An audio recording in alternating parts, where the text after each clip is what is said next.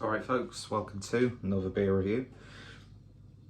Been a long time since I've done a German beer, especially a traditional one, and to be honest, even though we've had a really warm summer, I've hardly consumed any German lagers or anything like that, which is sacrilege because I go on and on about how much I love Germany.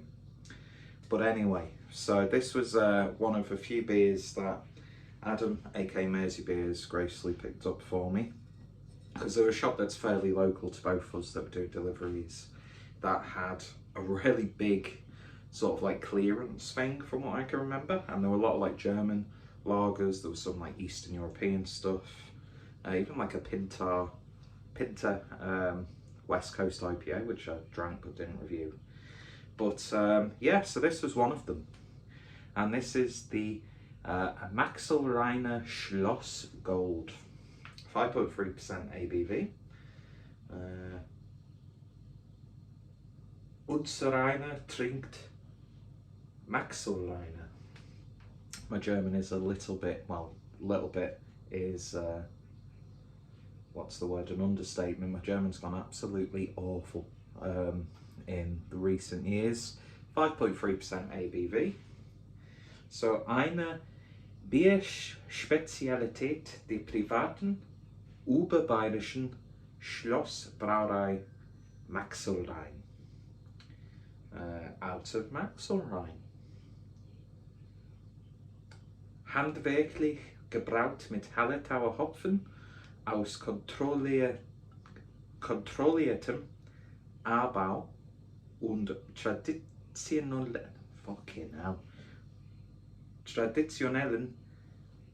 Gerstensorten, bayerische Betragslandwirte, 6 Wochen gereift. And yeah, so apologies about that. Terrible attempt at a stereotypical German accent. Well, the sun's come out, been making some food, including just a very simple, lightly curried carrot and potato soup. It's coming to that time of the year where batch cooking is key, and I always say it every year, I'll make loads of stews, I'll make loads of soups, and I never do because I'm lazy. And then we're all dependent on like frozen stuff from Iceland. Anyway, so using my Augustina glass. I've consumed a little bit of Augustina in recent weeks, which was just amazing. As always, this lager beer hell from Augustina is, to me, the best beer in the world. But, you know, I don't like talking about other breweries when said breweries aren't involved in the brewing of a beer that I'm reviewing. Now, I'm sure I remember seeing bottles of this when I was living in Regensburg. And I think this is one of those beers that would, or breweries I should say, that would pop up in like the discounter supermarkets like Penny, Norma, let's see, not Kaufland, because that was like a main supermarket. Although I think no, there was Kauflands in the Hessen region. But yeah, you know, the sort of like cheaper supermarkets, Norma and that sort of thing,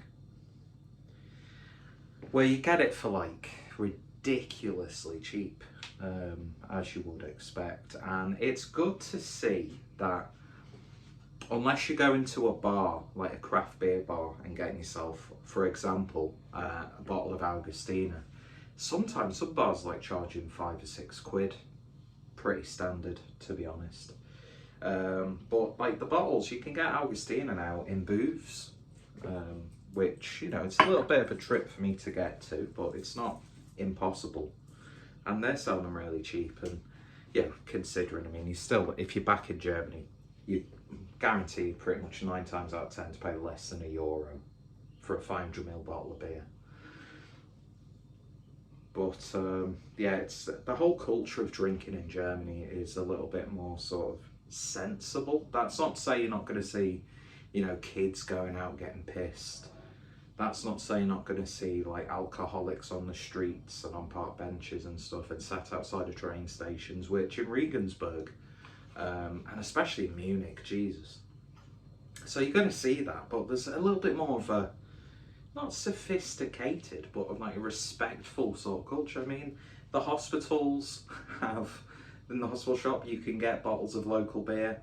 The university, Regensburg University, and I imagine other universities throughout Germany, you could get yourself a bottle of beer whilst you're in uni. You'd see people just going about the business, just casually, you know, gulping down a bottle of beer as they're going somewhere. So I don't think they've got the sort of the yob culture that we have here in England. Don't know what point I was trying to make by that, but anyway, it is what it is. That's it, because like you could still get really high quality regional and sometimes, you know, national beers from the most unassuming of like supermarkets in Germany, and you'd be getting a very, very high quality product. Whilst I was there, I never really had, and not throwing shade on anyone who likes like beers like Carling, but when I was in Germany, I never really had like a Carling level of shitness from a German brewery. Probably like Excelsior Lager from Lidl, which sticks in my mind because that was awful, but I don't think that was even like a German brewed beer. But yeah, it's weird, isn't it?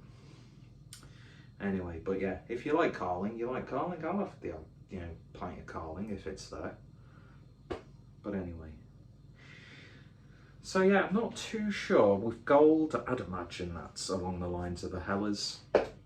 It looks like a Helles. But then again, but then if it was an export style lager, it would have export on the label. There were two beers from this brewery that Adam gave me, but I can't remember what the other one was. But yeah, gold, crisp, nice clarity, head dissipated while I was just going off on that tedious ramble, and it's looking exactly like you'd expect a German lager to look like, or any lager for that matter. But maybe a little bit more sort of like, it's goldeny amber, depending on which light you see it. So on the nose, it's got that soft, sweet breadiness. There's that little bit of like grass after it's been raining, getting all like that aromatic pollen that's falling into the air. A little bit of like a gentle white sourdough. Again, they don't make for exciting reviews or talking points. It's just ticking all those boxes. No off smells at all. And I don't think it's the freshest. I mean, best before is the 10th of July this year, and we're now on the 10th of, well, isn't that synchronicity? Is that the right word? Best before 10th of July. I'm reviewing this on the 10th of September. Anyway. And we all know what happened yesterday or the day before that, which we won't get into. But yeah. But even like, you could be drinking this the year afterwards, and if as long as it's been kept okay, it's still going to be pretty damn good. But that's just on the nose. Let's see what it tastes like. Cheers.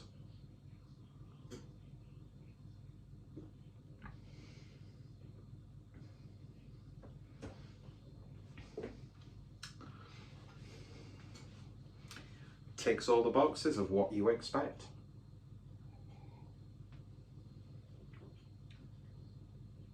It's got that crispness, but there's a little bit of smoothness there. Maybe the carbonation has probably died down a little bit.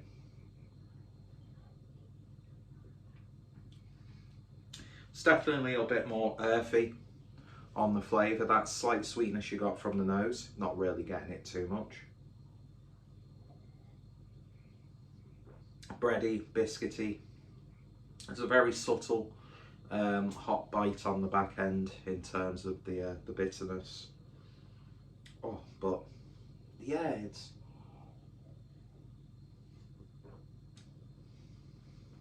just a really damn good German lager.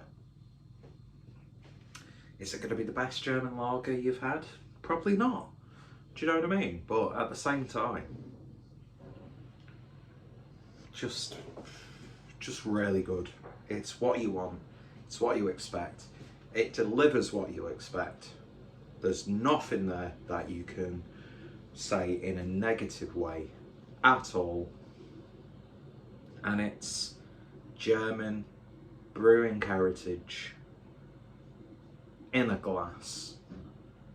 And as is always the case when I have a beer from Germany, it takes me back to happier times living over there. And what a beautiful country Germany is.